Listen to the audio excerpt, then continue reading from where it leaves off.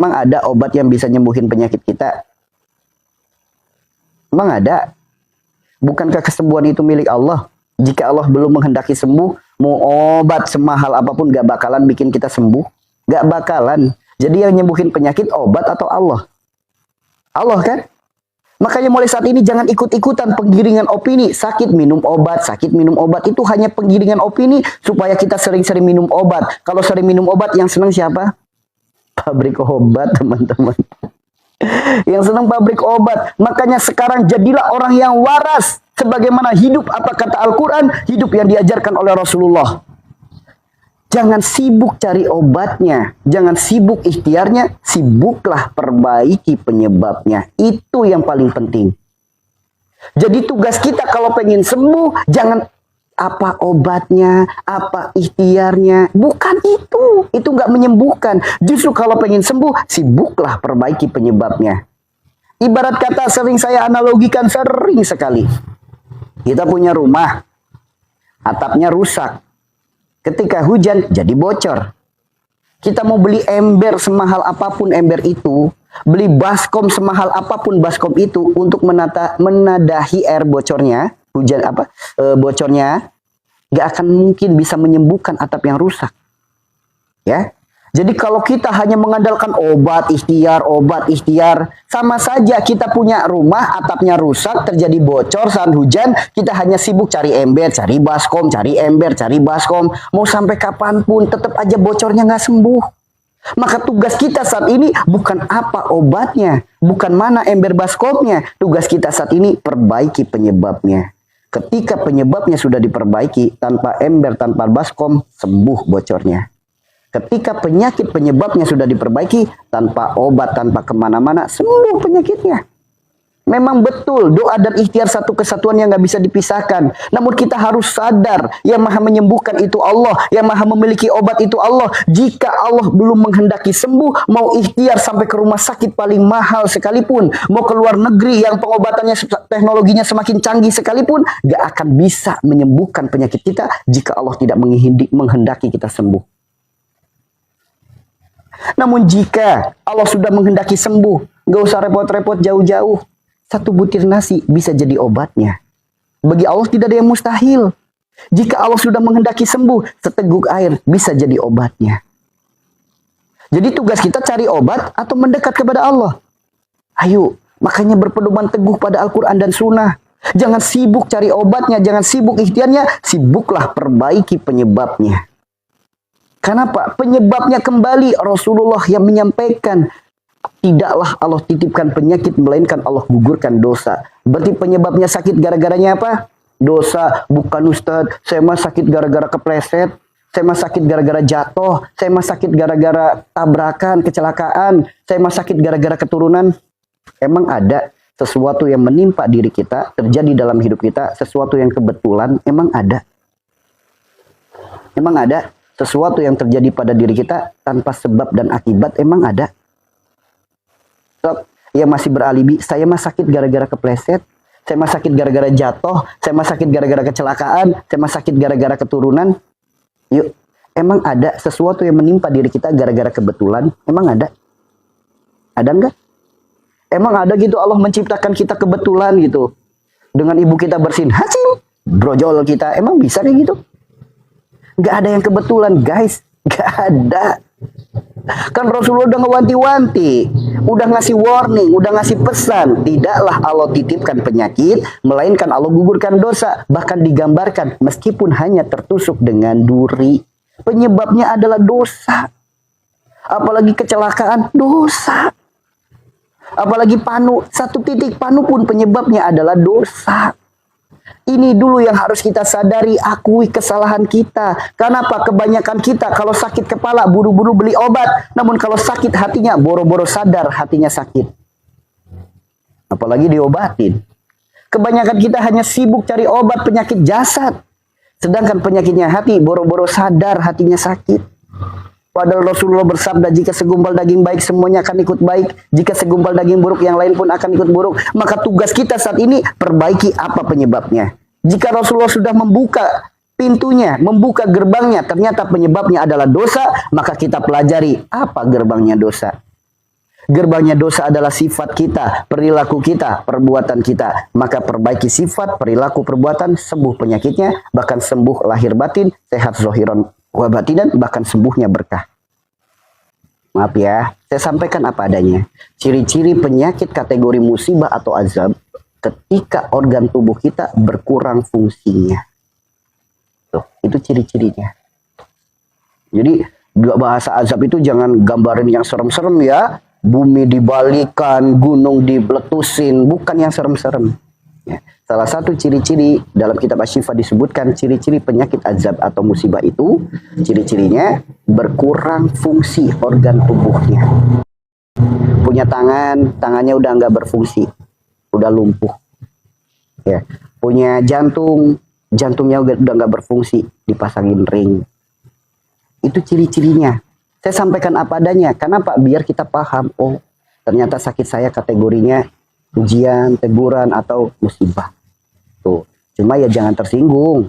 Jangan tersinggung ya. Karena orang ketika berkeluh kesah secara mental, physically, nanti akan menjadikan apa? Dirinya tidak pengen minum. Jadi malas minum. Sok orang kalau lagi ngeluh, ngedumel, dia malas minum. Jadi orang kalau malas minum, otomatis dia kurang cairan tubuh. Secara medis, ketika kita kurang cairan tubuh akan muncul sakit pinggang. Jadi sakit pinggang berawal dari kurangnya cairan. Penyebab kurangnya cairan karena kita malas minum. Penyebabnya malas minum karena adanya sifat perilaku perbuatan kita yang bermalas-malasan ketika melakukan aktivitas. Ngedumel, tidak lilah saat melakukan aktivitas. Itu teman-teman. Ya. Dari kesibukan dunia. Kesibukan yang seperti apa? Banyak orang pekerja keras. Banyak pekerja keras yang sholat, banyak pekerja keras yang meninggalkan sholat. Yang meninggalkan sholat akan muncul sakit pinggang dan saraf kejepit. Akan muncul sakit pinggang dan saraf kejepit. Itu bagi siapa? Orang yang sibuknya perkara dunia sampai meninggalkan sholatnya. Itu ya teman-teman ya. Ini juga garis, di sini garis sampai ke bawah, memisahkan antara sebelah kanan dan sebelah kiri. Sebelah kanan disebutnya hablum minannas, rahmatan lil alamin. Sebelah kiri disebutnya hablum minallah. Semua penyakit dari ujung kepala sampai ujung kaki sebelah kanan. Rambut sebelah kanan, kepala sebelah kanan, mata, telinga, mulut, bibir, wajah, tangan, semua organ tubuh sebelah kanan. Jika ada yang sakit, itu adalah penyebabnya hablum minannas, rahmatan lil alamin. Jika sakitnya sebelah kiri, penyebabnya adalah hablum minallah. Ya, jadi dari sini ini alat diagnosa yang paling utama dulu. Kita pahami ini dulu. Kemudian kita lihat garis-garisnya. Ada garis rambut, disebutnya wilayah Nabi Daud. Segala penyakit yang ada di wilayah rambut, apapun jenis penyakitnya, lihat dalam Al-Quran. Kisah Nabi Daud, apa yang dihadapi Nabi Daud? Kaum yang keras kepala, kaum yang besar kepala. Begitu penyakit yang ada di mata dan telinga. Mata dan telinga disebutnya apa? Wilayah Nabi Sulaiman. Kita lihat dalam Al-Quran, kisah Nabi Sulaiman. Salah satu Nabi yang Allah berikan kemuliaan. Apa kemuliaannya? Pandangannya bisa menundukkan yang goib, pendengarannya bisa mendengar dan memahami, mengerti bahasa binatang. Orang yang memiliki sudut pandang, sudut dengar yang kurang bijak bisa jadi penyebab penyakitnya. Adanya kita di dunia, kita dilahirkan oleh orang tua.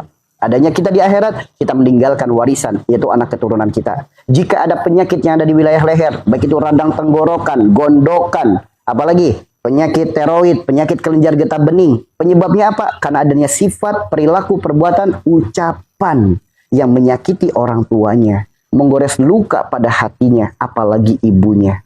Memarahi ibunya, membentak-bentak ibunya, kecewa dengan ibunya. Membuka aib orang tuanya, menceritakan keburukan orang tuanya, itu bisa jadi penyebabnya.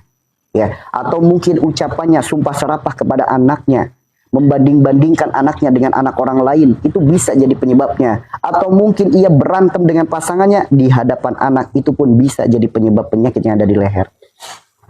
Ya, karena kemarin kita materinya sampai leher, kita bahas leher. Nah, sekarang penyakit di bawah leher, yaitu penyakit wilayah akhirat. Penyakit wilayah akhirat penyebabnya adalah perkara ibadah. Jika Anda memiliki penyakit yang ada di dada, apapun penyakit yang ada di dada, baik itu asma, baik itu TBC, baik itu sesak nafas, baik itu ISPA, baik itu liver, baik itu paru-paru, baik itu jantung, baik itu kanker payudara, apapun segala penyakit yang ada di dada, semua, ya. Jadi tidak pilih-pilih, semua Dada dibagi menjadi 4. Yang pertama dada atas, yang kedua dada bawah, yang ketiga dada kanan, yang keempat dada kiri. Sok dilihat masih ada garisnya. Sok teman-teman dilihat ada garis di sini memisahkan antara dada kanan dan dada kiri. Di sini juga ada garis. Bagi perempuan kelihatan banget garisnya untuk memisahkan antara atas dan bawah. Dada kanan atas disebutnya apa? Wilayah Nabi Musa. Wilayah Nabi Musa itu apa? Berkaitan dengan kesombongan. Sebagaimana sombongnya Fir'aun. Apa sih sombongnya Fir'aun? Merasa keakuan yang tinggi. Orang ketika memiliki sifat keakuan yang tinggi. Nih gara-gara aku dia jadi gitu. Coba kalau nggak ada aku. Mungkin dia nggak selamat. Wah ini gara-gara aku dia jadi kerja. Ya. Coba kalau kamu nggak nikah sama aku. Mungkin kamu udah jadi gelandangan. Tuh. Segala sesuatu sifat keakuan yang tinggi. Wah, aku dilawan. Siapa dulu? Aku, gitu kan? Sifat keakuan yang tinggi akan muncul penyakit-penyakit pada dadanya. Penyakit-penyakit yang tadi disebutkan. Ya, sebagaimana Fir'aun, keakuan yang tinggi. Yang paling hebat aku, yang paling benar aku, yang paling jujur aku, yang paling bersih aku. Merasa keakuan yang tinggi akan muncul penyakit-penyakit yang ada di dadanya. Semua penyakit dada. Lalu kita turun lagi ke bawah, yaitu dada kanan bawah. Dada kanan bawah disebutnya apa? Wilayah Nabi Ibrahim. Wilayah Nabi Ibrahim itu apa? Berkaitan dengan kemusyrikan. Kemusyrikan itu bukan hanya melulu tentang perdukunan, jimat, raja, kodam, susuk, pusaka, dan lain sebagainya. Bukan hanya itu. Meyakini sesuatu, melebihi yakin kita kepada Allah, itu pun bagian daripada kemusyrikan. Mencintai sesuatu, melebihi cinta kita kepada Allah, itu pun bisa bagian daripada itu. Pernah nggak? Nih, gara-gara minum obat ini sakit saya sembuh. Pernah kayak gitu? Nih, gara-gara obat ini sakit saya sembuh. Nih, gara-gara ngamalin doa ini. Nih, gara-gara kayak gini, hati-hati. Itu bisa jadi kemusyrikan. Nanti akan muncul penyakit-penyakit yang ada di dada. Akan muncul penyakit-penyakit yang ada di dada. Itu dari kemusyrikan. Makanya hati-hati zaman sekarang. Gerbangnya kemusyrikan itu udah luas sekali. Udah banyak sekali. Bahkan dibiarkan seakan-akan tidak ada hukum yang membatasi kemusyrikan. Seakan-akan tumpul hukumnya. Sekarang teman-teman lihat di TikTok. Cek kodam, cek aura, buka aura. Buat apa? Ditungguin sampai berjam-jam. Pengen namanya disebut. Si Fulan, kodam kamu dari leluhur kamu. Di rumah kamu ada gini, di dalam rumah kamu ada gini, kamu ada gini. Dah. Sama yang begituan dipercaya. Emang yang namanya budi satu orang doang? Kan yang namanya budi miliaran orang. Ribuan orang, jutaan orang yang namanya budi. Apakah dengan nama yang budi semuanya sama seperti itu? Ayo, logika akal sehatnya dimainkan. Jangan terberdaya dengan hal-hal seperti itu. Kalau hanya demi menunjukkan hal seperti itu mah gampang. Itu hanya trik-triknya mereka-mereka oknum-oknum yang mencari keuntungan sendiri dengan jalan membodohi umat-umat yang masih lemah imannya. Apalagi zaman sekarang. Al-Quran menyebutkan wa idza maritu fahuwa yasfin. Jika aku sakit Allah yang menyembuhkan. Rasulullah pun menyampaikan semua penyakit ada obatnya. Sebaik-baik pengobatan adalah hijamah. Zaman sekarang ada orang sakit kepala, ada orang sakit stroke, ada orang sakit ambeien, ada orang sakit diabetes. Apa katanya? Suruh ngalungin celana dalam. Ini akal sehatnya di mana gitu? Kepala adalah salah satu bagian yang paling mulia yang ada dalam diri kita. Karena di letak kepala ini adanya otak. Di mana otak ini menyimpan segala ilmu-ilmu yang Allah titipkan untuk kita. Kepala kita diginiin aja, tersinggung nggak? Tersinggung kan? Lah ini kepala dipakai celana dalam. Di mana cara engkau menghargai dirimu sendiri? Kok mau percaya dengan gitu-gituan? Ini teman-teman. Apalagi apa? Meyakini jimat, raja, kodam, pusaka, susuk, penglaris, dan lain sebagainya. Dah. Yang uniknya lagi, selembar kertas fotokopian ditempel di pintu sebagai tolak bala. Dah. Kok percaya dengan gituan? Al-Quran yang tebelnya tebel segini. 114 surat. Lebih daripada 6.000 ayat. Ditempelin di pintu nggak ngaruh. Yang namanya jin tetap aja masuk.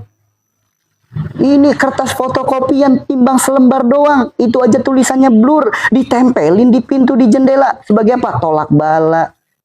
Nih teman-teman kalau nggak percaya dicek aja. Al-Quran dikasih duit. Tuyul suruh ngambil. Tetap bisa ngambil. Tetap bisa ngambil.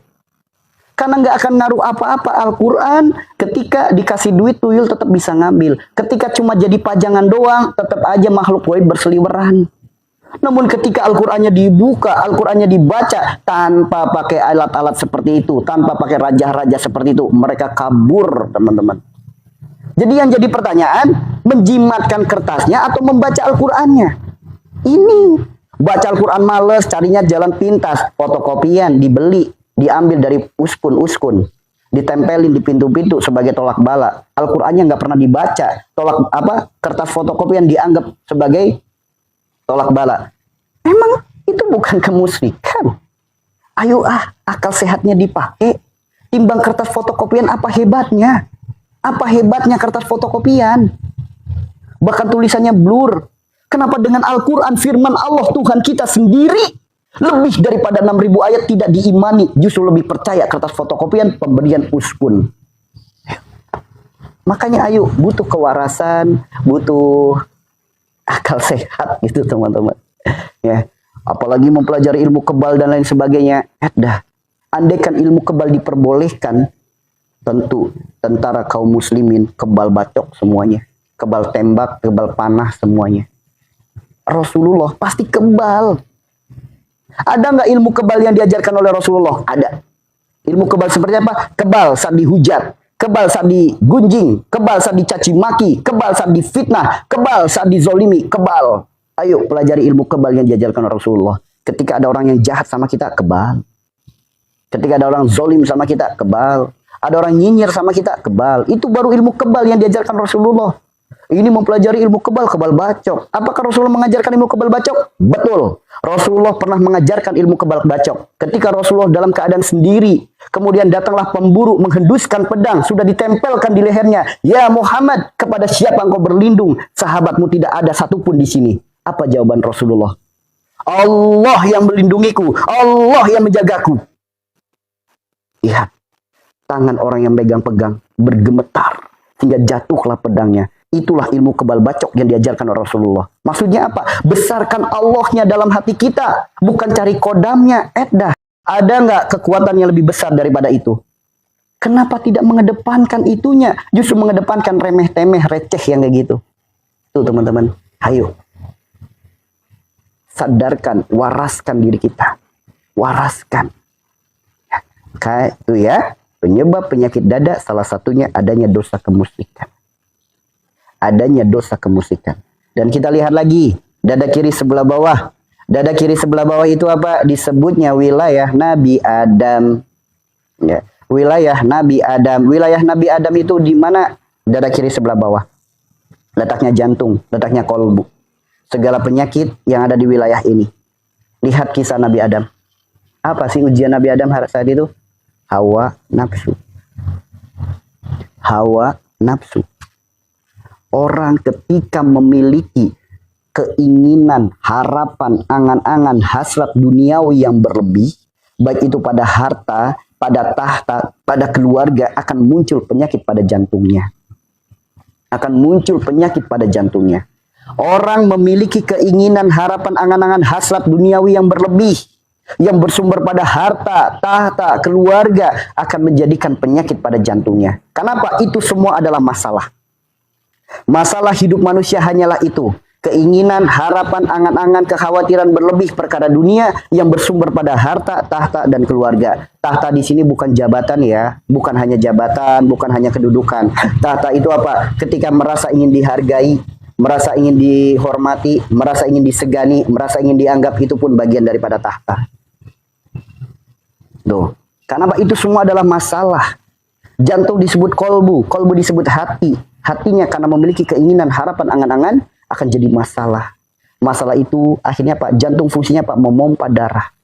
Darah terpompa dengan membawa sinyal dari hati yaitu masalah, masalah, masalah, masalah. Jantung memompa darah sehingga darah yang terpompa membawa sinyal masalah, mengalir ke otak jadi masalah di otak, mengalir ke dada jadi masalah di dada, mengalir ke pundak jadi masalah di pundak, mengalir ke seluruh organ tubuh akan jadi masalah ke seluruh organ tubuh. Sok kalau lagi banyak pikiran, banyak keinginan, harapan, angan-angan perkara dunia, ada yang sakit kepala, ada yang sakit asam lambung, ada yang macam-macam. Kenapa? Hatinya sudah bermasalah. Maka hati disebut kolbu, kolbu disebut jantung. Jantung fungsinya memompa darah. Jika membawa sinyal masalah, maka seluruh organ tubuh yang teraliri darah itu akan jadi masalah. Namun bila mana hatinya yaitu kekosongan. Kalau bahasa orang Jawa yang diajarkan oleh Sunan Kalijaga, sangkan paraning dumadi. Yuk kosongkan hati. Kosongkan dari segala unsur keduniawian. Kosongkan itu semua. Ketika dalam kekosongan, maka di situ hanya ada satu, yaitu Allah. Karena Allah Maha Pencemburu. Allah nggak ingin rumahnya dihuni selain daripada dirinya. Maka kalau kita hatinya hanya isinya hanya Allah, Allah, Allah, Allah, Allah. Hati isinya Allah. Memberi sinyal kepada kolbu. Kolbu adalah jantung. Jantungnya membawa sinyal Allah, Allah, Allah. Maka setiap organ tubuh yang teraliri darah buat daripada pompa jantung yang berzikir, maka setiap organ tubuh itu akan jadi berkah. Setiap penyakitnya akan sembuh. Itulah kenapa Allah sampai berfirman, Allah bidzikrillah tatmainnul qulub. Hanya dengan berzikir, hati akan jadi tenang. Orang ketika hatinya tenang, detak jantungnya pun stabil. Detak jantungnya stabil, akan mengalir darah yang bersih. Darah yang suci, yang bisa jadi obat seluruh organ tubuh yang terlari di darah tersebut. Emang ada orang ahli zikir dia penyakit darah tinggi? Tidak ada. Orang ahli zikir dia terkena penyakit kolesterol? Tidak ada. Dia terkena penyakit darah rendah? Tidak ada. Dia terkena penyakit diabetes? Tidak ada. Bahkan ketika ruhnya dicabut, darahnya hilang, darahnya juga bersih. Ketika dimakamkan, jasadnya utuh. Kenapa? Jasadnya apa? Darahnya bersih. Beda seperti kita, pendosa yang berlumuran dengan dosa, yang kadang sifatnya baik, kadang sifatnya buruk. Sifat baik, sifat buruk akan menjadikan kotornya darah kita. Darah ini tawaf di kolbu, tawaf di jantung. Ketika ruh dicabut, darahnya hilang, belum tentu bersih. Darah-darah kotor ini masih mengendap dalam organ tubuh. Ketika kita dimakamkan, dari darah kotor inilah muncul bibit-bibit belatung. Sok, belatung muncul dari mana? Dari luar atau dari dalam? Belatung muncul dari sisa-sisa darah. Baik itu darah binatang maupun darah apapun. Dari sisa darah inilah muncul bibit-bibit belatung. Ketika sifat kita masih buruk, sifat kita tidak pernah diperbaiki, tidak pernah ditata lagi, ketika meninggal, ayo siap-siap digerumutin sama belatung. Yuk, makanya kita sekarang belajar. Kita masih jauh dari kategori orang baik. Kita masih jauh dari kategori orang soleh. Namun setidaknya saat ini ayo kita tiru, kita contoh perbuatan mereka, kita contoh perilaku mereka, kita contoh sifat mereka.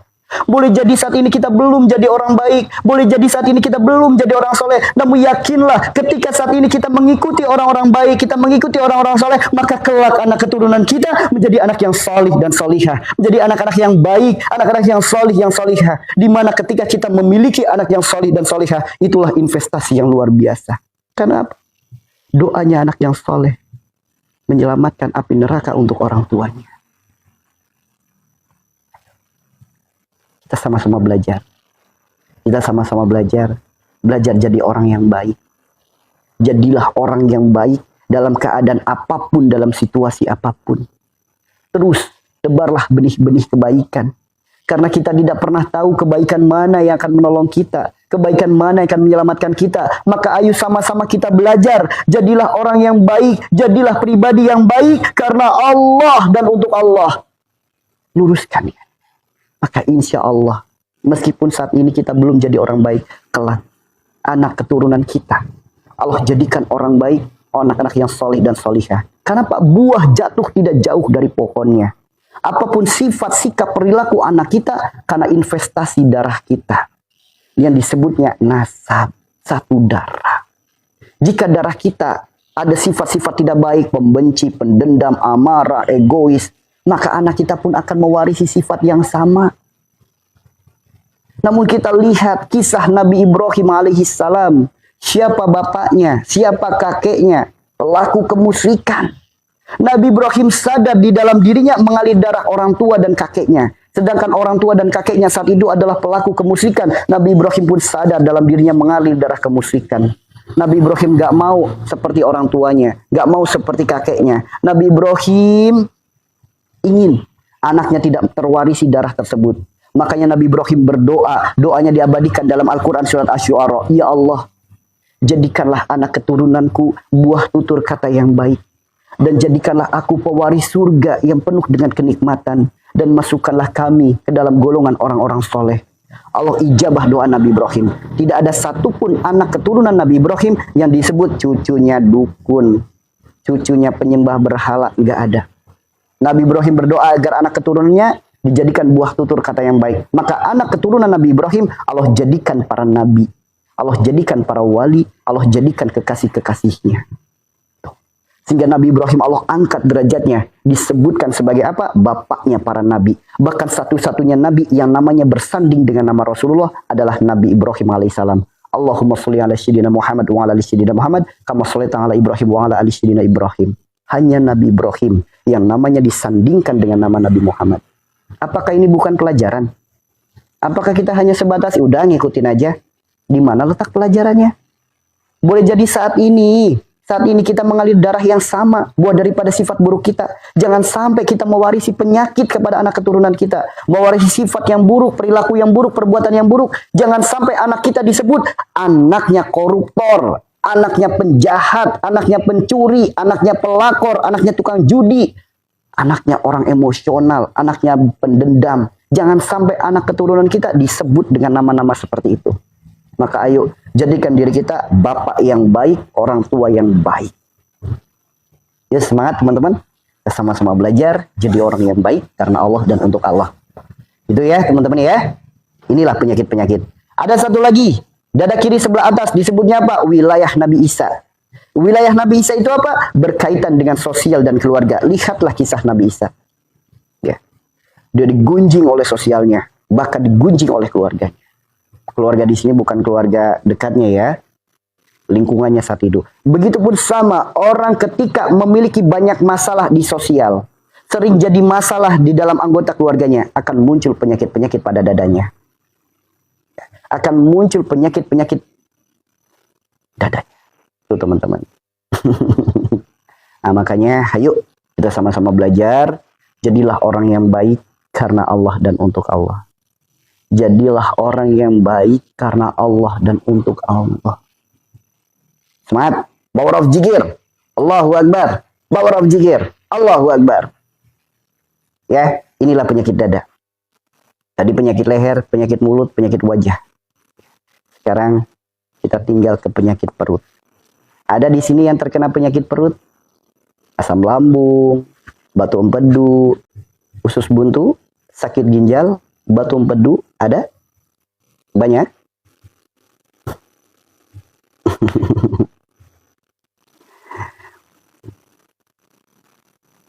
Banyak juga ya. Ya. Lihat teman-teman, yuk kita pelajari bersama. Lambung, maaf perut maksudnya. Perut itu disebutnya wilayah Nabi Yunus. Perut disebutnya wilayah Nabi Yunus. Lihatlah kisah Nabi Yunus yang ada di Al-Quran. Nabi Yunus berada dalam perut ikan. Ya, kenapa Nabi Yunus berada dalam perut ikan? Karena Allah memiliki tujuan. Kenapa Nabi Yunus tidak ditegur dengan dimakan serigala, dimakan harimau, atau ditelan gajah? Kenapa di dalam perut ikan? Kenapa bisa seperti itu? Ya, ini bukan ilmu kebetulan, enggak. Segala sesuatu yang terjadi dalam hidup kita semua sudah digambarkan dalam Al-Quran. Sudah dikisahkan dalam Al-Quran. Lihat, apa penyebab Nabi Yunus masuk dalam perut ikan? Allah tegur dalam perut ikan. Apa penyebabnya? Lihat dalam Al-Quran. Ketika Nabi Yunus merasa putus asa dengan dakwahnya. Akhirnya apa? Jadi beban pikiran. Jadi kekhawatiran, jadi ketakutan, jadi kecemasan, sehingga dari rasa putus asa itu Nabi Yunus tinggalkan kaumnya. Singkat cerita, Allah tegur dengan dimakan oleh ikan. Namun lihat, ketika dalam perut ikan, Nabi Yunus menyesali, sadar akan kesalahannya, sehingga ia beristighfar. Bahkan istighfarnya diabadikan. Istighfarnya diabadikan dalam Al-Quran. Apa istighfarnya? La ilaha illa anta subhanaka inni kuntum minaz zalimin. Maka bagi siapapun yang memiliki penyakit yang ada di perut, bukan hanya perut, ya, khususnya penyakit perut, namun bukan hanya perut. Perbanyaklah istighfar sebagaimana istighfarnya Nabi Yunus. La ilaha illa anta subhanaka inni kuntum minaz zalimin. Nabi Yunus memohon ampun kepada Allah. Kenapa? Karena telah zolim pada diri sendiri. Ya, karena telah zolim pada diri sendiri. Apa kezolimannya? Apa kezolimannya? Merasa putus asa, banyak beban pikiran, banyak kekhawatiran, banyak kecemasan. Ternyata orang ketika merasa putus asa, orang ketika banyak pikiran, banyak kekhawatiran, banyak kecemasan, sama saja dia sedang zolim pada diri sendiri. Sok, kalau lagi banyak pikiran, banyak masalah, banyak kekhawatiran, banyak kecemasan, makan tidak enak, tidur tidak nyenyak, makan jadi tidak teratur, maka akan muncul penyakit-penyakit pada perut. Sok, kalau lagi banyak pikiran, lemes nggak badannya? Sampai apa? Makan nggak enak, muncul asam lambung. Makan nggak teratur, muncul batu empedu, muncul batu ginjal, muncul usus buntu. Tuh, berawal dari apa? Berawal dari pikiran. Orang ketika banyak pikiran, banyak kekhawatiran, banyak kecemasan, banyak ketakutan, merasa putus asa, akan muncul penyakit-penyakit yang ada di perut. Berawal dari apa? Orang ketika banyak pikiran akan muncul apa? Penyakit yang pertama yaitu gejala, baru gejala. Gejala asam lambung. Apa itu gejala asam lambung? Panas perih di ulu hati, sampai ke dada, sampai ke kerongkongan. Sampai ke dada, sampai ke kerongkongan. Masalahnya masih dipikirin, masih dijadikan beban, kemudian masih jadi apa ya? Guncangan-guncangan dalam pikirannya. Akhirnya Pak, bukan lagi gejala asam lambung, muncullah penyakit asam lambung. Apa itu penyakit asam lambung? Lambung kayak diperes-peres, lambung kayak diiris-iris, lambung kayak disayat-sayat. Sakitnya luar biasa. Sakitnya luar biasa, apalagi kalau lagi kambuh, kayak kain diperes. Sakitnya luar biasa. Nah, dari asam lambung ini, justru apa? Orang ketika terkena penyakit asam lambung, pikirannya makin gak karuan. Pikirannya makin gak karuan. Ketakutan, kekhawatiran, kecemasan makin gak karuan. Sehingga Pak, lambungnya membengkak. Karena zat asam lainnya naik, gasnya naik, akhirnya lambungnya membengkak. Membengkaknya lambung, mengganggu ruang gerak jantung. Maka terjadi penyakit baru lagi yang namanya penyakit GERD. Penyakit GERD itu dikarenakan karena jantungnya terganggu ruang gerak jantungnya terganggu, lambung yang bengkak. Sakit di dada sebelah kiri, sakit di ulu hati sampai tembus ke belikat sakitnya. Ada di sini yang terkena penyakit GERD? Sakit di dada sebelah kiri, sakit di ulu hati sampai tembus ke belikat. Apalagi kalau tiduran miring ke kiri, sakit. Penyakit GERD. Ruang gerak jantung terganggu akibat lambung yang membengkak. Ingat, jantung disebut kolbu, kolbu disebut hati. Jantungnya sedang terganggu, berarti hatinya sedang terganggu. Itulah kenapa orang ketika terkena penyakit GERD, hatinya terganggu. Apa sih ciri-ciri hati terganggu? Dia merasa gelisah, merasa tidak nyaman, merasa tidak betah, ngapa-ngapain tidak betah, ngapa-ngapain tidak nyaman. Gelisah terus bawaannya, berdebar-debar terus hatinya, berdebar-debar terus jantungnya, berdebar-debar terus. Sok, saya tanya, terbukti nggak teman-teman yang terkena penyakit GERD, gelisah nggak? Nyaman nggak? Bawanya nyaman nggak? Betah nggak? Nggak pernah nyaman, nggak pernah betah. Gelisah terus bawaannya. Hati berdebar-debar terus bawaannya. Dari kegelisahan ini akan muncul penyakit lagi. Yang namanya apa? Panic attack. Apa itu panic attack? Panic attack itu apa? Apa-apa takut. Datang pagi takut, datang siang takut, datang malam takut. Mau makan ini takut, mau makan itu takut. Mau keluar rumah takut. Muncul ketakutan terus. Sok, ada nggak yang terkena penyakit GERD akhirnya jadi panic attack? Mau makan takut, pagi takut, datang siang takut, datang malam takut, keluar rumah takut. Ada nggak yang seperti itu? Ada nggak teman-teman? Ada. Dari mana datangnya ketakutan-ketakutan itu? Nah, inilah awal sebuah penyakit yang sudah diwanti-wanti oleh Rasulullah. Namanya apa? Penyakit wahan. Namanya penyakit wahan. Wahan itu apa? Nanti dijelaskan. Nah, pikiran jadi ketakutan, jadi kekhawatiran, jadi kecemasan, jadi was-was. Ada masalah jadi was-was, ada ketakutan jadi was-was. Was-was datangnya dari setan. Setan diciptakan dari api. Yang namanya api takut dengan dingin. Sok, saya tanya, yang udah terkena penyakit GERD takut nggak dengan dingin? Sehingga apa? Dia harus selalu pakai jaket, pakai kaos kaki, bertemankan dengan fresh care. Karena takut dingin. Yuk, yang udah terkena penyakit GERD, sampai kayak gitu enggak? takut dengan kipas angin, takut terkena kipas angin. Namanya api, takut dengan air. Makanya Pak, males mandi. Males mandi enggak? Jarang mandi enggak? Kalau mau mandi ada aja ketakutannya. Takut kambuh di kamar mandi, takut jatuh di kamar mandi, takut ada hantu di kamar mandi. Ada yang seperti itu? Nah, dari hal-hal seperti itu disebutkan dalam kitab pengobatan, disebutkan ini tanda lemahnya iman. Karena sebagaimana yang Rasulullah sabdakan, akan muncul penyakit wahan. Apa itu wahan? Berawal dari ubud dunia, kecintaannya kepada dunia yang berujung pada takut akan kematian. Sehingga nanti akan muncul penyakit yang namanya anxiety disorder, anxiety psikosomatis. Apa itu anxiety? Gangguan kecemasan, takut mati. Sok, teman-teman yang terkena anxiety berawal dari apa sih? Ubud dunia. Kepikiran perkara dunia mulu. Sampai apa? Ujung-ujungnya Pak, takut mati. Sok, saya tanya yang anxiety pada takut mati nggak? Datang pagi takut mati, datang malam takut mati, datang siang takut mati. Mau keluar rumah takut mati, lihat banyak orang takut mati. Dengar orang ketawa takut mati, dengar suara burung takut mati, dengar suara ambulan takut mati, apalagi mendengar berita kematian. Beuh, takut banget sama kematian. Sok, saya tanya. Ya, ada nggak yang seperti itu? Banyak kan? Banyak. Namun satu hal teman-teman, dalam kitab disebutkan orang yang memiliki penyakit seperti itu tabiatnya adalah sebagaimana lalat. Apa itu lalat? Dikasih tahu bunga lebih wangi daripada sampah, ia tetap memilih sampah. Dikasih tahu bunga lebih wangi daripada sampah, ia tetap memilih sampah. Dikasih tahu ini loh solusinya, ini loh penyebabnya, ini loh jalan sembuhnya, ia tetap ngeyel.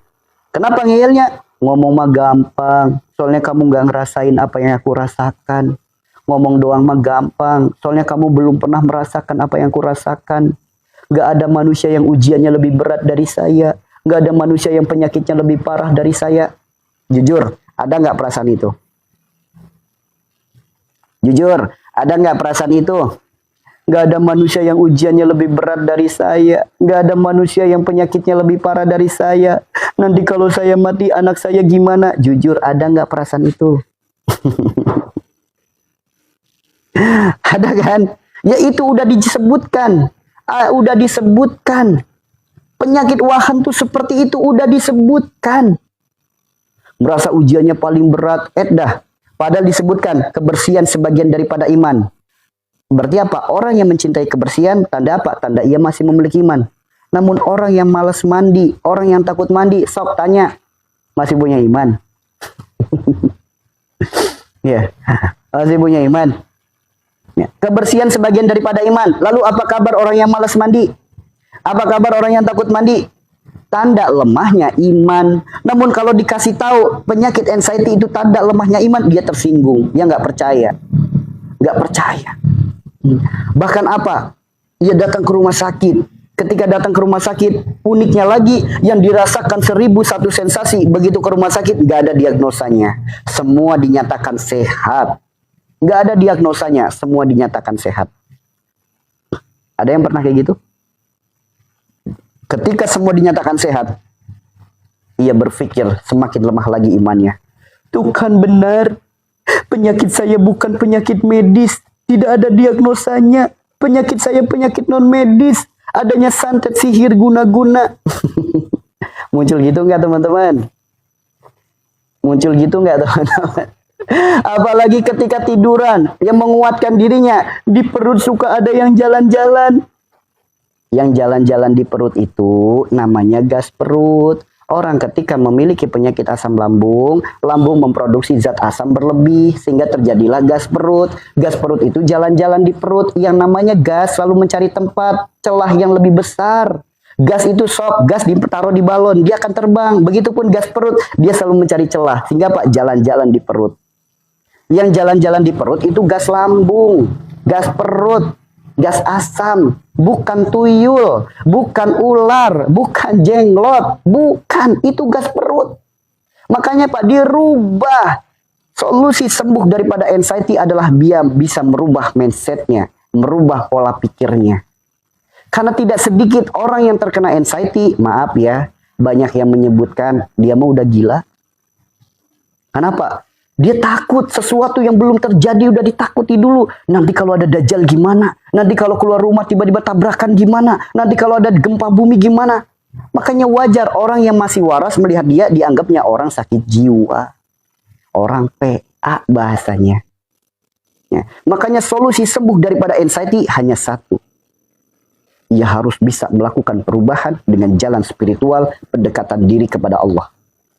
Bagaimana cara pendekatan diri kepada Allah? Ingat, pikiran, ketakutan, kekhawatiran, kecemasan, was-was itu semua adalah penyakit hati. Berarti yang diobati apa? Mentalnya. Yang diobati apa? Hatinya. Bagaimana cara ngobatinya? Nggak ada di toko obat manapun. Nggak ada. Anda yang terkena anxiety, sekalinya apa? Sekalinya datang ke psikiater cuma dikasih apa? Obat penenang sama obat tidur. Hanya dikasih obat penenang sama obat tidur. Yang menenangkan diri kita bukanlah obat. Yang menenangkan diri kita adalah apa? Allah bidikrilah tatmainul qulub. Lalu bagaimana cara ngobatinya? Lakukan tombok hati. Obati hatinya, obati mentalnya. Karena mengobati mental dan mengobati hati hanya dengan satu, yaitu jalan pendekatan. Bagaimana caranya? Tombok hati itu ada 5 perkara. Kerjakan semuanya, sembuh penyakitnya. Yang pertama, baca Quran dan maknanya jelas. Allah berfirman, ya ayuhan nas, qad ja'atkum mau'izatun mir rabbikum wa syifaa'un lima fis sudur wa hudan wa rahmatun lil mu'minin. Allah berfirman, siapa Allah? Tuhan kita bukan? Allah udah ngasih tahu, hei manusia, telah datang kepadamu petunjuk obat segala penyakit yang ada di dada, yaitu Al-Quran. Allah udah ngasih tahu obatnya adalah Al-Quran. Suruh baca Al-Quran. Ini mah Al-Quran dibaca kagak, ditempelin di dekat telinga. Buat temen tidur, buat dipeluk saat tidur. Al-Qurannya dibaca, bukan ditempelin di dekat kepala. Dibaca. Bukannya baca Al-Quran, ini ikut-ikutin orang PA. Apa katanya? Pakai minyak ruqyah. Suruh beli minyak ruqyah. Minyak ruqyah bisa ngusir buhul, ngancurin buhul. Kenapa Anda yang dari lahir Islam, KTP-nya Islam, dibesarkan di lingkungan orang Islam? Islam, perintah puasa itu dari Tuhannya sendiri, namun tidak percaya dengan perintah puasa. Kata dokter nggak boleh puasa. Kata Allah suruh puasa. Tuhannya siapa? Puasa itu apa? Organ tubuh kita berhenti bekerja. Dia akan memperbaiki dirinya sehingga terjadi detox. Dia mengeluarkan racun. Itulah kenapa orang ketika berpuasa mulutnya bau. Karena organ tubuhnya istirahat bekerja, ia detox, memperbaiki dirinya, mengeluarkan racun. Ya, mengeluarkan racun. Lalu dari mana tenaganya? Tenaganya didapatkan dari apa? Pembakaran lemak. Tuh, dahsyat nggak puasa. Orang nggak makan tapi dia nggak puasa, organ tubuhnya tetap bekerja. Makanya wajar orang telat makan bisa jadi penyakit, namun orang puasa justru jadi sehat. Orang puasa memang niat nggak makan, namun orang telat makan, puasa kagak, telat makan jadi penyakit. Maka jangan salahin puasa. Lah itu buktinya dia lagi puasa kambuh. Puasanya puasa makan minum doang apa puasa pikirannya juga? Kalau puasa timbang nggak makan nggak minum doang, puasa anak SD. Puasa itu apa? Puasakan juga pola pikir kita. Puasa sama puasa, nggak makan nggak minum, pikirannya masih jalan-jalan kemana baik. Wajar atuh dah. Akhirnya udah diwanti-wanti oleh Rasulullah. Solusinya udah dikasih tahu oleh Allah. Obatnya udah dikasih tahu oleh Rasulullah. Anda itu umat siapa? Ciptaan siapa? Kenapa nggak percaya dengan firman Tuhannya sendiri? Kenapa nggak percaya dengan sabda nabinya sendiri? Harapannya apa? Masuk surga tanpa hisab. Pret. Sama Tuhannya sendiri aja nggak percaya, disuruh puasa aja nggak mau.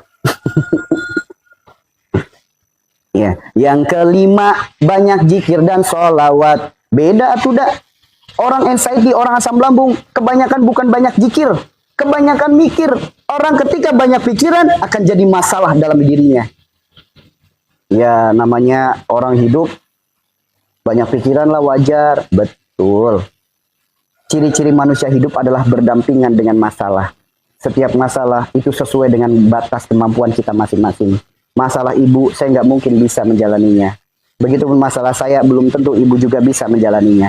Karena Allah sendiri berfirman, la yukallifullahu nafsan illa wus'aha, laha ma kasabat wa 'alaiha ma kasabat. Jelas firman Allah. Allah tidak akan membebani kepada diri kita ujian melebihi batas kemampuan kita. Enggak akan. Kenapa masalah kita bisa jadi besar? Karena kita tidak melibatkan Allah. Kita hanya mengandalkan pikiran kita, mengandalkan prasangka kita, mengandalkan logika kita. Ingat guys, manusia punya kendala. Allah Rabb Maha memiliki kendali. Jika kita libatkan Allah dalam setiap urusan kita, maka masalah besar akan jadi kecil. Masalah ruwet akan jadi mudah. Jika kita libatkan Allah, emang dengan mengandalkan pikiran doang masalah selesai? Nggak punya duit, banyak utang, dipikir doang. Emang selesai? Emang bisa lunas? Nggak lunas. Maka tawakal, libatkan Allah dalam setiap urusan kita. Jika Allah sudah ikut andil, maka yakinlah tidak ada yang mustahil. Allah sendiri sudah berjanji, Allah sendiri berfirman dalam Al-Quran surat At-Talaq ayat 2 ayat 3. Wa may yattaqilla yaj'al lahu makhrajan wa yarzuqhu min haitsu la yahtasib wa may yatawakkal 'alallahi fahuwa hasbuh innallaha balighul amri qad ja'alallahu likulli syai'in qadra. Jelas, barang siapa yang bertawakal kepada Allah, Allah akan buka pintu jalan pertolongan dari arah yang tidak disangka-sangka. Arah yang tidak disangka-sangka itulah kemustahilannya manusia. Nggak nyangka ya, ternyata datang pertolongan dari sini. Ya, dari arah yang tidak disangka-sangka itulah kemustahilannya manusia. Sedangkan Allah Rabb yang maha segala-galanya, tidak ada yang mustahil jika Allah sudah ikut andil. Kebanyakan orang kalau lagi ada masalah jadi beban pikiran. Akhirnya pusing kepalanya. Ada masalah ditaruh di pundak, jadinya beban hidup. Padahal Al-Quran itu udah menjelaskan adanya masalah itu bukan untuk membebani kita. Ayo jadikan masalah itu pijakan anak-anak tangga untuk kita lebih dekat kepada Allah. Pijakan anak-anak tangga untuk kita lebih dekat kepada Allah. Ya, ayo jadikan Al-Quran itu pijakan anak-anak tangga. Jadikan masalah itu pijakan anak-anak tangga untuk kita lebih dekat kepada Allah. Maksudnya apa? Dengan adanya masalah menjadi jalan kita lebih dekat. Dengan adanya masalah menjadikan jalan kita lebih taat. Dengan adanya masalah menjadikan jalan kita lebih pasrah. Menjadikan jalan kita lebih tawakal. Ini adanya masalah, sholat kagak, ibadah kagak, dipikir mulu. Gimana mau jadi penyakit? Ya. Ya, makanya hayo teman-teman. Mulai saat ini, yuk, masalah itu jangan dipikirkan, namun dizikirkan. Apa itu zikirkan? Bukan masalah. Bukan gitu. Duit, hutang. Bukan itu yang dizikirkan. Apa itu zikir? Ingat Allah. Ada masalah, ingat Allah. Ada kesulitan, ingat Allah. Apapun ingat Allah. Maka ketemu jalan keluarnya. Ya. Jadi itu ya teman-teman yang terkena anxiety. Mau minum obat apapun, jika penyebabnya nggak diperbaiki, nggak akan bisa sembuh. Mau ikhtiar apapun, ketika penyebabnya nggak diperbaiki, nggak akan bisa sembuh. Itulah anxiety, penyakit mental, penyakit keimanan. Udah diwanti-wanti oleh Rasulullah, nggak usah tersinggung. Karena Rasulullah yang menyampaikan. Sok teman-teman buka aja yang namanya wahen, W-A-H-N, browsing, kalau nggak percaya. Penyakit yang sudah diwanti-wanti oleh Rasulullah. Makanya kalau dikasih tahu anxiety itu tanda lemahnya iman, nggak usah tersinggung. Tinggal diakui saja. Gimana nggak disebut lemahnya iman? Malas mandi, sedangkan mandi kebersihan sebagian daripada iman. Orang malas mandi tanda lemahnya iman. Udah akui saja. Obat, Rasulullah bersabda, semua penyakit ada obatnya. Sebaik-baik pengobatan adalah hijamah. Rasulullah udah ngasih tahu obatnya hijamah. Kenapa nggak mau hijamah? Di Al-Quran disebutkan, di dalam perut lebah ada madu, di mana madu mengobati semua penyakit. Udah ada madu, kenapa nyari minyak ruqyah? Ya madu soalnya sekarang khawatir, ada madu yang ori, ada madu yang campuran, makanya umat jadi pada bingung. Nah ini oknum yang mengatasnamakan madu-madu itu, ngeri teman-teman. Karena sekarang mencari madu murni itu gampang-gampang susah. Iklannya madu murni, dititipin, diafiliasikan ke ustadz-ustadz, ke kiai-kiai, ke ustazah. Kenapa? Orang melihatnya Pak, sosok yang menjualnya. Sosok yang menjualnya sudah memastikan belum kalau madunya itu murni, alami, benar-benar dari lebah tanpa campuran apapun. Ternyata sedetail itu agama kita mengajarkan kepada diri kita. Kita lanjut. Di bawah perut. Namanya wilayah Nabi Lut. Wilayah Nabi Lut itu apa? Wilayah yang berada di wilayah kemaluan. Segala penyakit yang ada di wilayah itu, jika Anda laki-laki, mani encer, prostat, hernia, kemudian lemah syahwat. Ada lagi jika Anda perempuan, keputihan, bau, gatel, ada miom, ada kista, nyeri saat head tidak teratur, penebalan dinding rahim, kanker serviks, ada lagi ISK, ada lagi kandung kemih, ada lagi peranakan, ada lagi rahim, dan lain sebagainya. Banyak banget pokoknya. Segala penyakit yang ada di wilayah itu disebutnya wilayah Nabi Lut. Kita lihat penjelasannya dalam Al-Quran. Kisah Nabi Lut. Apa sih kisah Nabi Lut itu? Kisah Nabi Lut itu adalah masalahnya satu, kecintaan berlebih.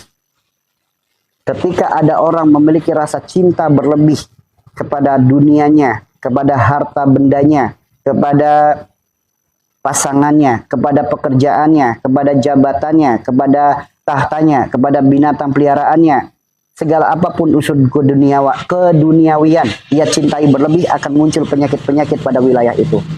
Sok, di sini yang sudah sembuh dari masalah penyakit di wilayah Nabi Lut siapa? Yang ikuti sarannya, ikuti terapinya, sekarang sembuh. Udah banyak belum? Yang ambeien sekarang udah sembuh dari ambeien. Yang prostat udah sembuh dari prostatnya. Hernia yang sudah sembuh. Yang lemah syahwat sekarang udah bisa bangun. Kemudian yang headnya nggak teratur sekarang udah teratur. Yang headnya sakit sekarang udah nggak sakit. Yang dikit-dikit pipis sekarang udah sembuh. Yuk, siapa? Udah banyak teman-teman. Ikuti nasihatnya, ikuti sarannya, udah sembuh. Ada ya, Bahanei? Ya. Alhamdulillah, alhamdulillah. Banyak yang udah sembuh ya. Terbuktikan bahwasanya segala penyakit yang ada di wilayah itu berawal dari apa? Dari kisah Nabi Lut, yaitu kecintaan berlebih. Berawal dari kecintaan berlebih. Ketika menyadari bahwasanya ini adalah kecintaan berlebih, kemudian dari kecintaan berlebih ini ia perbaiki bahwasanya segala sesuatu itu adalah titipan. Kemudian melakukan terapi sebagaimana yang diajarkan, sembuh penyakitnya. Nggak pakai lama, sembuh. Ini mudah sebetulnya. Yang nyeri head, yang headnya nggak lancar, sekarang udah lancar. Yang setiap head dia harus bed rest, teriak-teriak, nangis-nangis, jengkelitan saking sakitnya, sekarang udah sembuh. Banyak.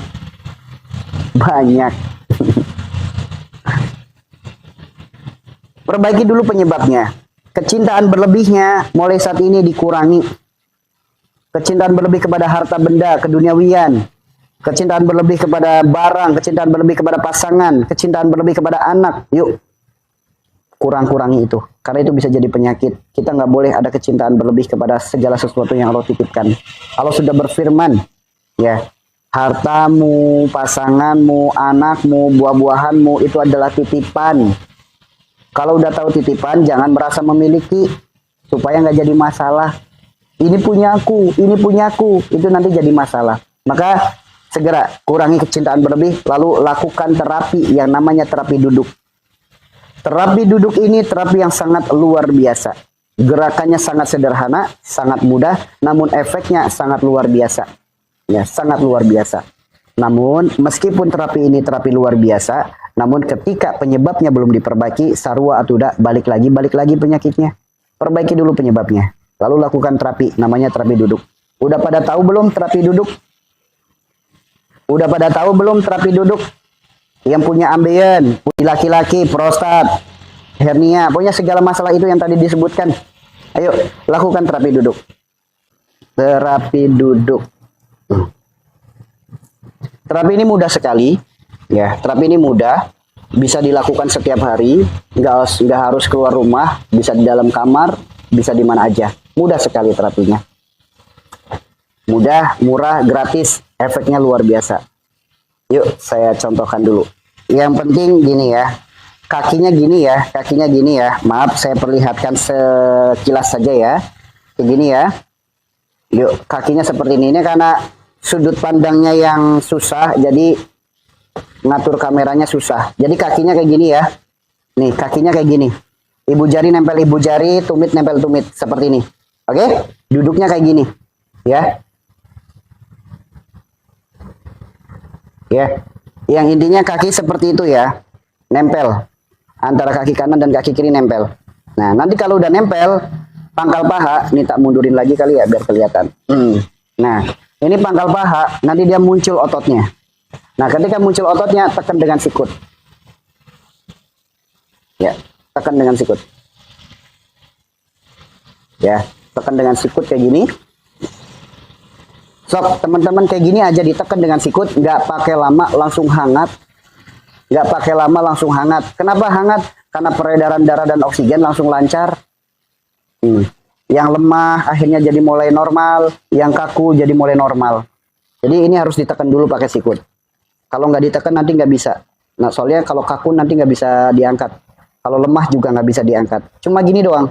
Nah, ini kalau udah seperti ini, kan langsung hangat nih. Kalau udah hangat, peredaran darah dan oksigen lancar ke organ itu. Nah, kalau udah, tekuk tangannya seperti ini. Kayak gini boleh, bebas, yang penting ditekuk. Ya, badan tegak lurus, tangan ditekuk. Kalau udah seperti ini, tempelin dagu ke dada. Nah, dengan ditempelin kayak gini aja, itu udah terapi. Karena Pak, dari tulang ekor sampai ke kepala itu ketarik semua. Dia membantu merekonstruksi ulang struktur jaringan tulang, direkonstruksi ulang. Dengan kita kayak gini doang, badan tegak lurus, tempelin dagu ke dada.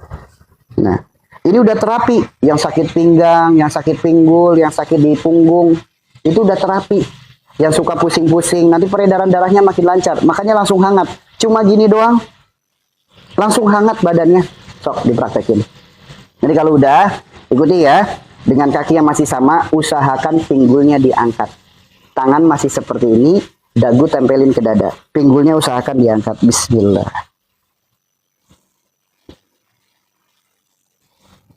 Ya, semisal hanya bisa keangkat 1 cm, nggak masalah. 2 cm nggak masalah. 3 cm nggak masalah. Yang penting usahakan diangkat pinggulnya. Ketika tidak bisa mengangkat pinggul, bukan gara-gara beban tubuh, bukan gara-gara pinggulnya yang besar, bukan gara-gara gendut, bukan. Ketika nggak bisa diangkat, tanda otot pahanya masih bermasalah. Belum lancar aliran darah oksigennya. Maka sering-sering diginiin dulu supaya nanti bisa keangkat. Ya.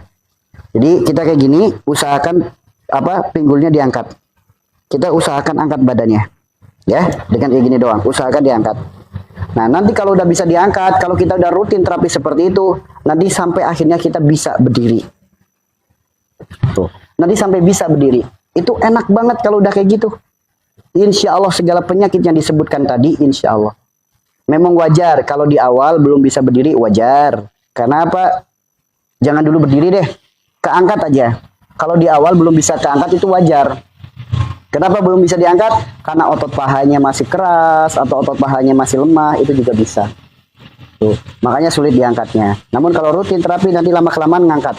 1 cm, 2 cm, 3 cm, 4 cm, 5 cm. Sampai nanti bisa akhirnya setengah meter. Nanti bukan hanya setengah meter, bisa berdiri. Ya, belum bisa keangkat, sabar. Makanya sering-sering ditekan pakai sikut. Lakukan rutin. Insya Allah segala penyakit yang disebutkan tadi sembuh atas izin Allah. Sembuh. Apalagi melakukan perubahan juga. Sifatnya dirubah. Itu insya Allah langsung enak teman-teman. Nah, si suaminya takut dioperasi. Akhirnya datanglah ke tempat kami. Datang ke tempat kami, minta solusi. Akhirnya kami kasih tahu ini penyebabnya, perbaiki. Solusinya ini terapinya. Beliau melakukan kurang lebih sekitar 2 mingguan. Begitu kontrol lagi ke dokter, ternyata ambeien-nya udah dikatakan sembuh tanpa harus operasi. Bahkan dulu juga ada ya yang dari jamaah TikTok, yang dari Taiwan, yang katanya ambeien segede jempol kaki. Rutin terapi itu dipraktekin, sekarang ambeien-nya udah mengecil, bahkan sembuh. Ada lagi yang nyeri saat head. Kalau head tuh nyeri, suka bed rest. Kalau nyeri itu kalau head nggak teratur, alhamdulillah rutin sembuh. Kemarin belum lama lagi, dia ada miom.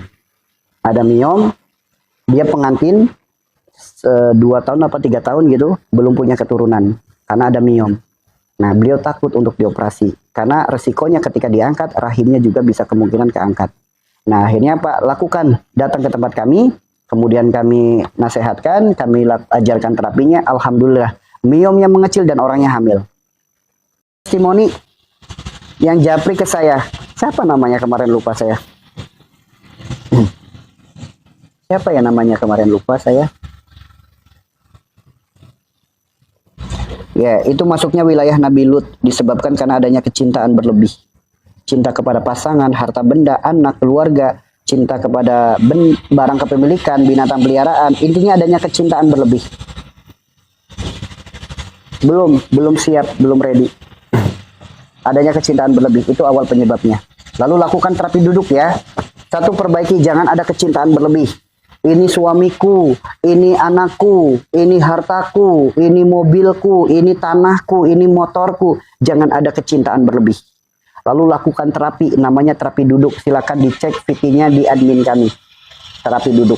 Nah, terapi duduk itu ada VT-nya di admin kami. Silakan dicek VT-nya. Itu cara terapinya. Lakukan rutin, insya Allah sembuh. Kemarin ada yang testimoni kanker serviks sama penebalan dinding rahim kalau nggak salah. Alhamdulillah sembuh. Bahkan ada yang kanker rahim kemarin ya, yang dari Jepara, ya, yang dari Jepara tanpa operasi sembuh. Ikuti saran dan nasihatnya. Ya. Orang darah tinggi karena memiliki sifat tinggi hati. Orang darah rendah karena memiliki sifat mental yang lemah. Orang punya penyakit diabetes karena memiliki penyakit yang namanya penyakit gula. Gula itu apa? Gula itu manis. Semua orang suka dengan manis, namun ada manis yang bermasalah. Manis yang bermasalah adalah orang yang suka janji-janji manis. Orang yang suka PHP, orang yang suka berbohong, orang yang pandai merayu, orang yang pandai ngegombal, orang yang pandai mengarang, itu bisa terkena penyakit diabetes. Ya, kenapa? Itu adalah sesuatu yang tidak baik. Bukan gara-gara dari nasi. Kata dokter dari nasi, kata dokter dari nasi, kata Allah, Robbana ma khalaqta hadza batila. Lebih percaya siapa? Tidak ada satupun yang Allah ciptakan sia-sia. Bahkan Allah berfirman dalam Al-Quran, Allah ciptakan langit bumi beserta isinya untuk bertasbih kepada Allah, untuk diambil manfaatnya. Ilok itu. Allah ciptain nasi, nasi jadi penyakit gula. Emang bisa kayak gitu? Nggak mungkin Allah menciptakan sesuatu, di situ udah disebutkan untuk diambil manfaatnya, ternyata jadi penyakit, nggak mungkin. Kalau kata dokter ya silakan kamu diikuti. Bekam, lakukan bekam. Di mana titik bekamnya? Titik pankreas, di bawahnya belikat sebelah kanan. Di bawah belikat agak renggang. Nah, itu titiknya pankreas. Rutin saja dibekam di situ, insya Allah nanti pankreasnya membaik, tidak menghasilkan insulin berlebih, akhirnya tidak terjadi penyakit gula lagi. Itu ya teman-teman ya. Ternyata seperti itu ya. Solusi sehat, solusi sembuh itu semuanya udah lengkap dalam Al-Quran, udah ada. Udah disebutkan semuanya. Mau penyakit yang ada di dalam tubuh, mau penyakit yang ada di luar tubuh. Penyakit kulit, ada nggak di sini yang terkena penyakit kulit? Penyakit kulit itu penyakitnya gini. Jika penyakit itu muncul dari luar kulit, itu disebabkan karena kurang pandainya kita dalam menjaga kebersihan. Namun jika penyakitnya muncul dari dalam kulit, itu karena adanya sifat. Sifat apa yang seperti itu? Ingat. Lihat, Allah contohkan dalam sebuah tabiat yang namanya kera atau monyet. Hobinya apa? Hobinya garuk-garuk. Monyet itu sifatnya apa? Serakah. Orang ketika memiliki sifat serakah, maka jangan kaget akan muncul penyakit-penyakit pada kulitnya. Ya, jadi orang yang terkena penyakit gatal itu karena memiliki sifat serakah. Sifat serakah itu seperti apa? Contoh, tangan kanan pegang sendok sama nasi, tangan kiri pegang kerupuk, masuk dua-duanya. Itu sifat serakah. Ngambil makanan yang harusnya lauk satu piring dipakai satu keluarga, dia ngambil paling banyak. Itu serakah. Itu serakah. Ya, segala penyakit gatal, apapun jenisnya, mau eksim, mau biduran, mau alergi, mau apapun, penyebabnya disebabkan karena adanya sifat serakah. Ya, karena adanya sifat serakah. Sifat serakah itu bisa bikin gatal. Lalu bagaimana obatnya? Nah, ini ada obat yang sangat luar biasa bagi teman-teman yang terkena gatal. Selain daripada perbaiki sifat serakahnya, ada ikhtiar yang sangat luar biasa. Apa ikhtiarnya? Kembali dengan penciptaan Allah, yaitu dengan alam semesta. Lewat apa? Lewat perantara air sebagai sumber kehidupan, lewat perantara garam sebagai sumbernya rasa. Karena ini bukan hanya untuk penyakit gatal saja, bukan hanya untuk penyakit kulit saja. Ini berlaku untuk semua penyakit. Berlaku untuk semua penyakit. Ya, berlaku untuk semua penyakit, bukan hanya penyakit gatal saja. Jika Anda saat ini dalam keadaan sakit, apalagi sakitnya gatal. Ya, apalagi sakitnya gatal. cukup Anda pakai garam. Garamnya pakai garam Himalaya. Kalau nggak ada garam Himalaya, gunakan garam kasar atau garam krosok. Jika tidak ada garam Himalaya, tidak ada garam krosok, jangan pakai garam dapur. Garam dapur yang halus jangan dipakai, itu bukan obat. Bak mandi, kita aduk bak mandinya dengan garam itu, nggak usah kebanyakan. Baru diambil satu gayung, kita bawa keluar kamar mandi. Kita doakan, air yang di gayung itu kita doakan. Ya Allah, hamba memohon kepadamu, dengan air engkau jadikan sumber kehidupan, dengan garam engkau jadikan sumbernya rasa. Hamba mohon kepadamu ya Allah, jadikanlah air garam ini jalan sehat, jalan sembuh segala penyakit hamba, pembersih segala kotoran syariat hakikat pada diri hamba. Wahai air garam saudaraku, menyatulah denganku, jadilah teman untuk diriku, dan jadilah obat segala penyakitku. Bersihkanlah segala kotoran-kotoranku. Baca Al-Fatihah, tiupkan. Lalu campurkan di bak mandi, aduk. Lalu mandi dengan cara apa? Basuh kaki kanan dulu. Basuh kaki kiri sampai ke atas, dan akhirnya kita guyur kepala kita. Semua penyakit bukan hanya gatel, sok dipraktekin. Semua penyakit bukan hanya gatel, sok dipraktekin. Ya. Sakit pinggang, nggak tahan sakitnya. Sakit pinggang disebutnya wilayah syuhada. Syuhada itu pejuang. Aktivitas kita dalam hidup di dunia ini bagian daripada perjuangan. Baik itu pekerjaan kita, kesibukan kita, menuntut ilmu dan lain sebagainya, itu bagian daripada perjuangan. Namanya berjuang harus sepenuh hati. Namanya berjuang harus lillah karena Allah. Kalau berjuang tidak lillah, kalau berjuang tidak sepenuh hati, kalau berjuang sambil ngegrundel, nanti efeknya apa? Efeknya akan sakit pinggang. Nah, kenapa bisa jadi sakit pinggang?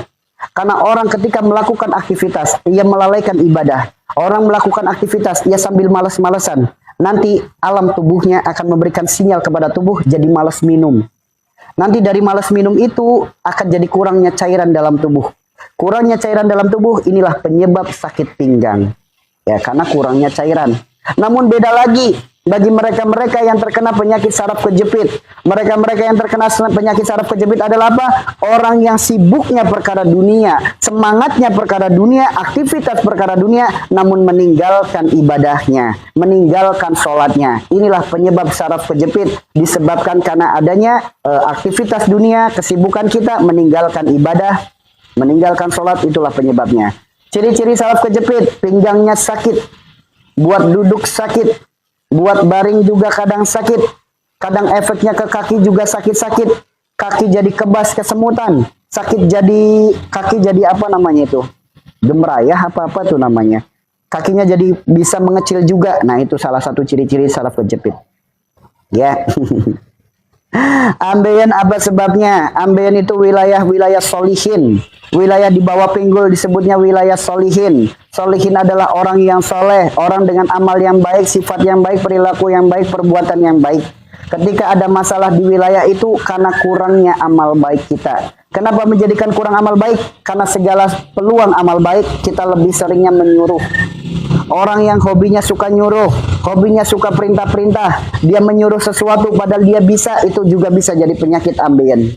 Dia menyampaikan sesuatu namun dia sendiri tidak bisa mempraktekkan, itu juga bisa menjadi penyakit ambeien. Tuh. Kenapa penyakit ambeien juga banyak, kebanyakan perempuan, apalagi yang sudah lahiran. Kebanyakan orang yang sudah lahiran terkena penyakit ambeien. Kenapa? Karena ngeden. Semasa hamilnya dikit-dikit nyuruh ke suaminya, pengennya dimanja, itu bisa jadi ambeien. Ya memang harusnya gitu, suami harus manjain istri tanpa istri minta. Namun kalau istri sering kebanyakan nyuruh kepada suami, nanti akan muncul ambeien. Dikit-dikit nyuruh. Kalau nggak ada kolesterol, itu justru malah bahaya. Kolesterol itu harus seimbang dengan alam tubuh kita. Penyebab daripada kolesterol yang berbahaya disebabkan karena adanya sifat. Sifat apa? Sifat kolesterol sebagaimana lemak. Lemak itu apa? Sifatnya jenuh. Orang yang malas, habis makan, ngantuk, tidur. Mau ngapa-ngapain males, apa-apain males. Dan satu hal, salah satu orang yang terkena penyakit kolesterol, dia memiliki kebiasaan. Nggak semua ya, namun kebanyakan orang yang memiliki kolesterol tinggi memiliki kebiasaan. Apa kebiasaannya?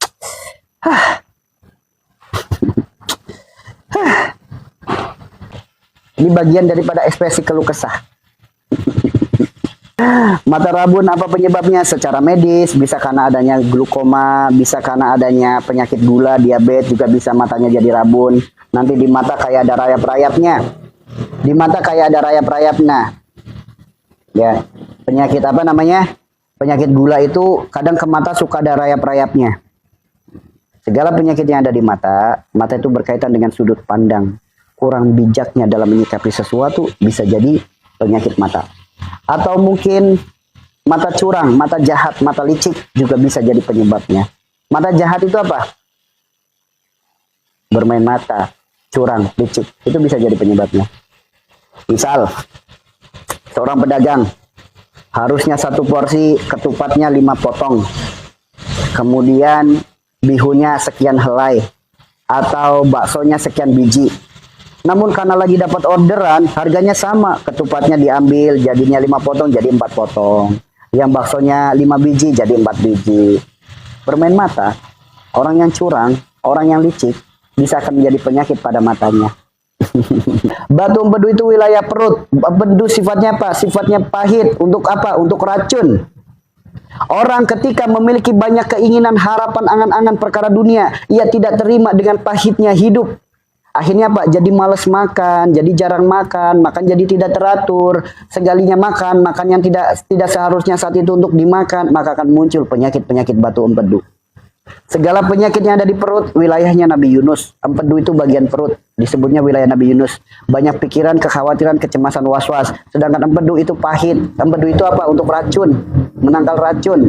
Nah, pahit, orang yang tidak bisa menerima pahitnya hidup, akhirnya jadi beban pikiran, jadi kekhawatiran, jadi kecemasan, akan muncul penyakit batu empedu. Itu tangan kanan, hablum minanas, ada nggak? Hak orang lain yang kita anggap itu milik kita. Paling sederhana, mangkok tetangga nggak kita balikin, kita jadikan itu mangkok kita.